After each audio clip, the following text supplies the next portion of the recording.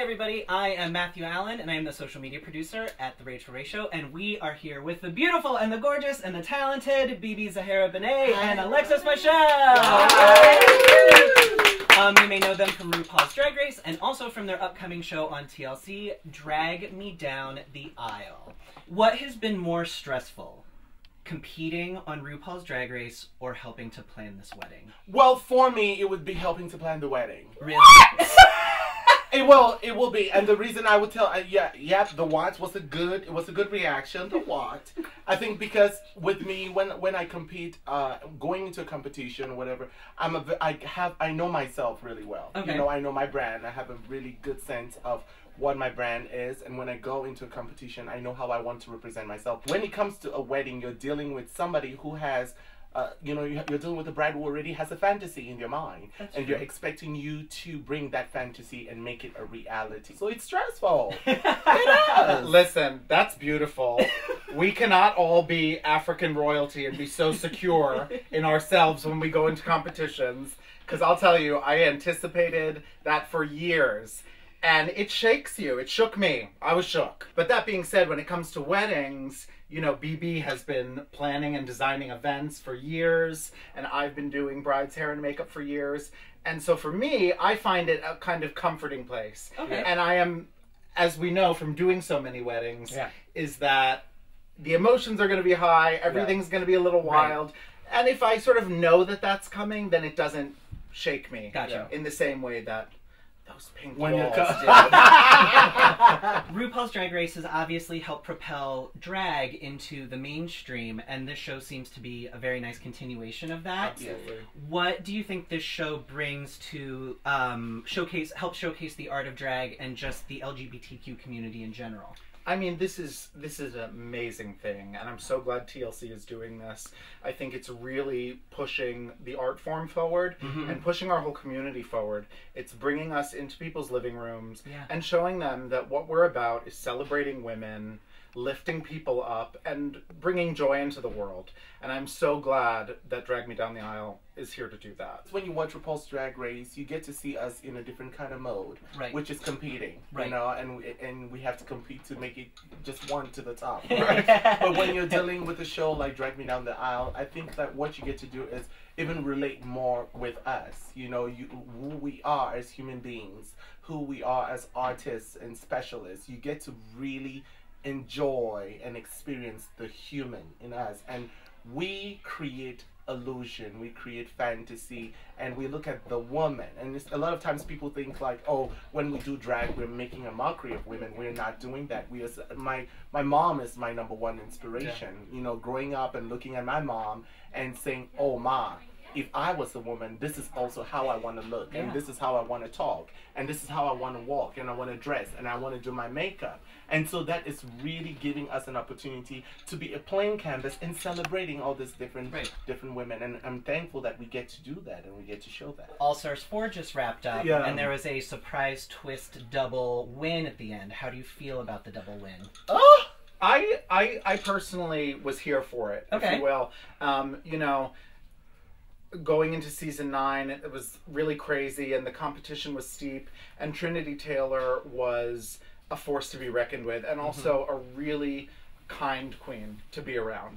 When she walked in, I thought, oh, that's gonna be the bitch, and she was, but in the best way, in the best way, in the kind of way that you want a queen to be. And so I was really rooting for Trinity going in, and I think she slayed the competition. I think the upset for people watching it was that people expected it to come down to that final lip sync, and all tea, all shade, Monet Exchange won the lip sync. For sure. I think people's upset comes over the fact that all of a sudden they think that this formula of how Drag Race is judged changed. Honey, that show is a living organism that changes and evolves on the daily, on the hour, on the minute. Just buckle up, enjoy the ride, and be happy that we get to celebrate 2 winners. For All Stars 4, all I would say is that I'm happy that Mother made the decision. Right. She made the decision. So if she made the decision, I will stick by that, you know, and that's what fair. It's a decision. And what I always say, there are many thrones for many queens. You're right. That's all I say. There are many thrones for many queens, so share the wealth. Amen. Season 11 is getting ready to premiere. Do you have any, like, early favorites? Do you have any advice for these new queens competing? I want season 11. I want them to bring it to the ball. Right? Oh, there's been so many seasons already. Like season 11, they really have to up it. They need to. The pressure's on. Because you already have the blueprint. Right. You know, so I mean, with Sisters, it's different how we look at the show from fans. Right. Because we've been on the show, and there are a lot of blueprints already placed for you to be the best that you can possibly be. Right. So there are no excuses to be lazy. I like that. BeBe, you are the winner of season 1. Am I? 10 years ago, I feel 10 years! Bitch, don't try it. Girl!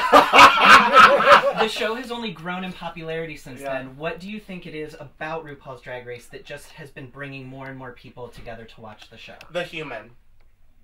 It's the human in us, in my opinion. You're a human? Yeah, we are. Don't do it. I think it's the human in us, and that's serious talk, because I feel like even what was very important from season 1, I always tell people, is that in season 1, it was very important that the artists, the queens that were casted, could break down that fourth wall. So what happened is people that never knew what drag was and never experienced drag were able to sit in their houses and watch us on television, but they were not able to relate to us with the fantasy we created, but they were able to relate to us with our stories that we told. Drag Race did something that we really hadn't seen much of in drag as we knew it before, which was it showed us out of drag. It showed the transformation. Right. And that gives a further glimpse into the humanity of the person underneath the glamour.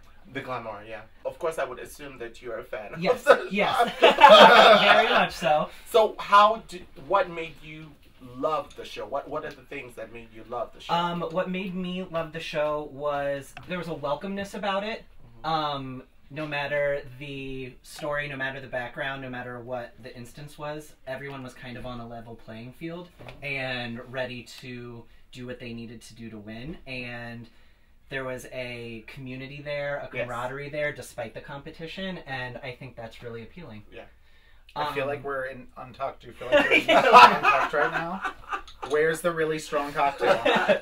Alexis, I'm actually a huge fan of your drag daughter, Jan Sport. I go and watch her host Drag Race all the time. She's actually one of the very first drag queens I've ever seen. Oh, wow.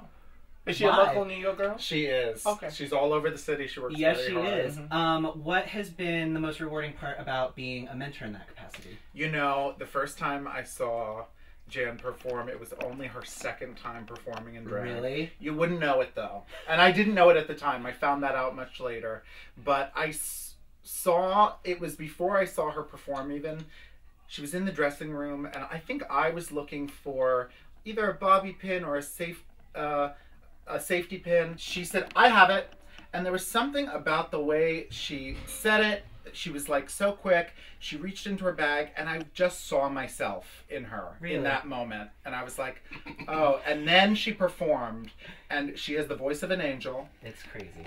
And she started to sing, and I was like, it's so good, I can't be mad at it, you know? And I said, listen, I love you. I think you're terrific. I've never brought anyone into the fold.